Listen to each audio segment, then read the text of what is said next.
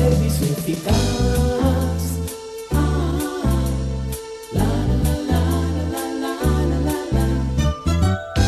Bienvenido y bienvenida, amable oyente del Instituto Bíblico del Aire. Continuamos avanzando en la serie de estudios sobre el Antiguo Testamento. Nuestro interés es que usted obtenga un mayor conocimiento de la Palabra de Dios. Acompáñenos a descubrir enseñanzas extraordinarias. Ya Alberto Valle está listo para presentarnos la lección de este día. Preste mucha atención.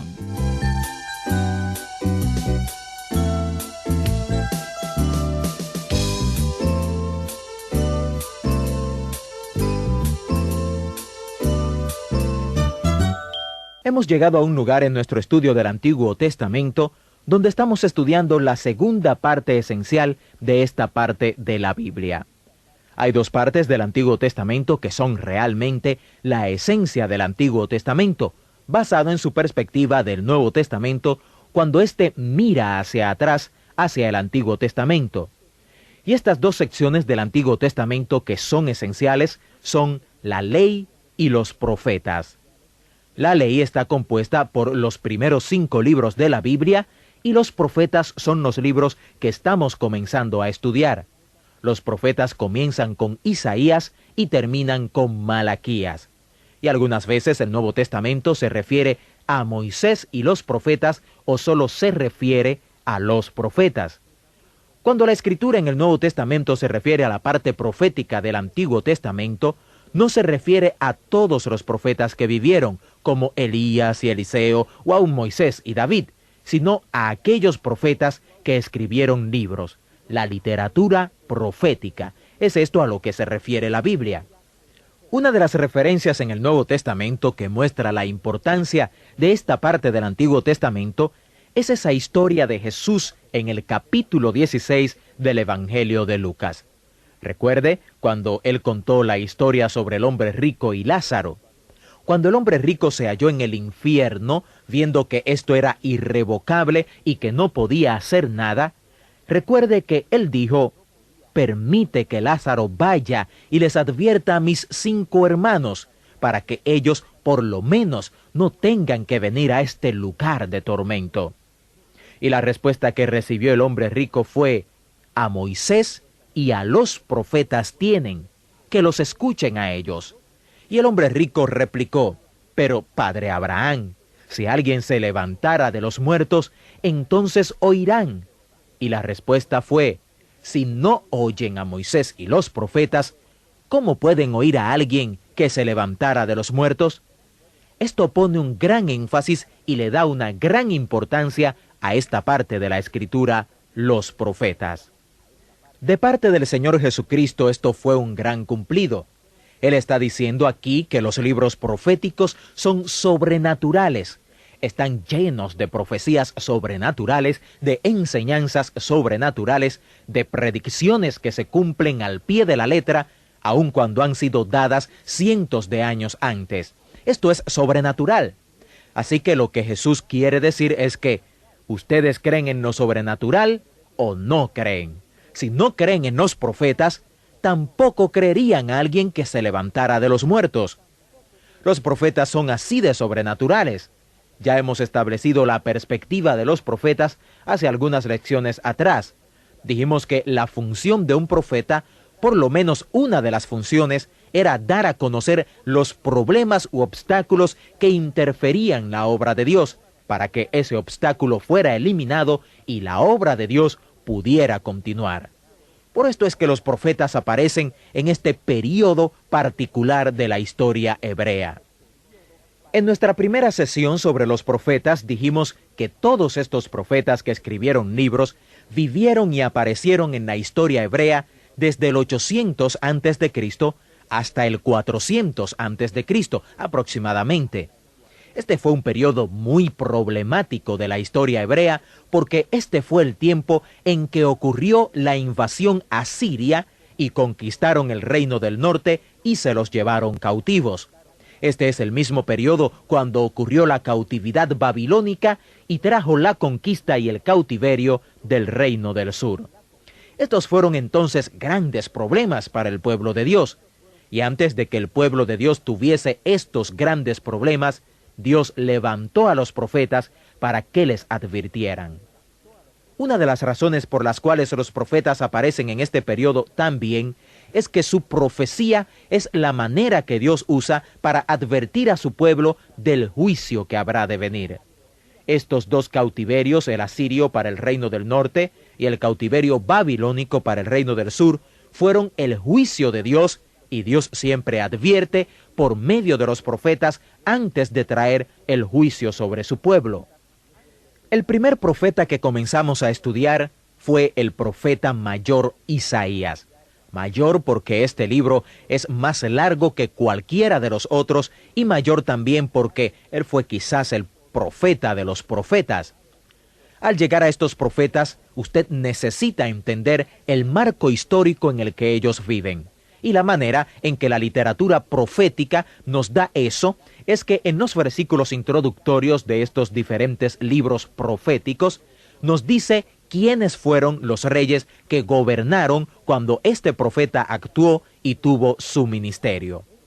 En el caso específico de Isaías, esto significa que el rey Usías era el rey. Usías reinó por casi 52 años, e Isaías comenzó a ministrar al final de la vida de Usías. De hecho, fue cuando Usías murió que Isaías tuvo su experiencia espiritual cuando fue llamado a ser profeta. Amós, y estudiaremos esto más adelante, trabajó en los tiempos de Usías, pero en los primeros años del reino de Usías. Así que cuando Amós era ya un hombre viejo, Isaías quizás era un jovencito, un pequeño niño. Otro rey que trabajó con Isaías fue Jotán, quien era hijo de Usías. Usted sabe, Usías era un leproso y tuvo lepra los últimos años de su vida. Entonces él tuvo un cogobierno con su hijo Jotán. Luego vino un rey malvado, muy malvado, llamado Acaz, muy conocido, muy popular por sus historias acerca de las cosas horripilantes que hizo durante el tiempo de su gobierno. Isaías predicó en los días de Acaz. Luego hubo un rey llamado Ezequías, quien fue un hombre relativamente bueno. Isaías llega al final de su vida al comienzo del reino de un rey malvado llamado Manasés, y Manasés es uno de los que recibe crédito por martirizar a Isaías. La tradición dice que Isaías fue metido en un tronco hueco y aserrado en 2 pedazos por orden de este rey llamado Manasés. Dijimos también que el libro de Isaías se divide en 3 secciones. Los primeros 35 capítulos son sermones y son como un pequeño Antiguo Testamento. Son sermones del juicio de Dios que vendría a través de la invasión asiria sobre Judá, al igual que al reino del norte. Los capítulos 36 al 39 en Isaías son el interludio histórico que nos dice que esto realmente sucedió. Y la otra sección de Isaías son los capítulos 40 al 66. Esta sección es la favorita de muchos, porque es como un pequeño Nuevo Testamento. Comienza con las palabras, consolaos, consolaos, pueblo mío. La primera parte de Isaías es como una cirugía espiritual y la segunda parte es como la sanidad que sigue a esa cirugía. La última parte de Isaías, los capítulos 40 a 66, se divide en 3 secciones. Los capítulos 40 a 48 nos dan la milagrosa profecía de Ciro el Grande. Isaías nombra a este emperador persa aún antes de que existiera. 150 años antes de que existiera, lo llama por nombre y dice que había sido elegido por Dios para promover el regreso de su pueblo, el reino del sur, desde Babilonia. Y esa profecía se cumplió al pie de la letra. Uno de los ejemplos resaltantes del ministerio de predicción de un profeta es el cumplimiento de su profecía.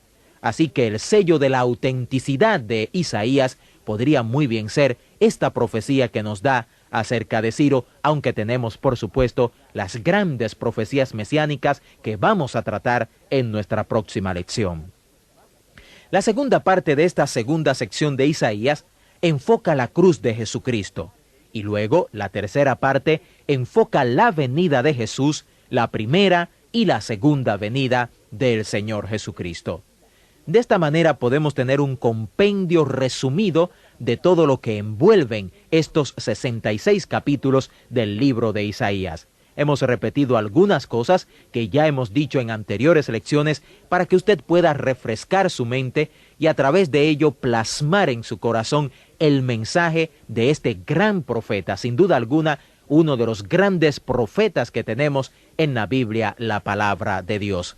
Recuerde muy bien que el éxito de Isaías se debió a que él predicó la palabra de Dios, no otra cosa, sino la palabra de Dios, aplicándola a las situaciones y necesidades de su pueblo.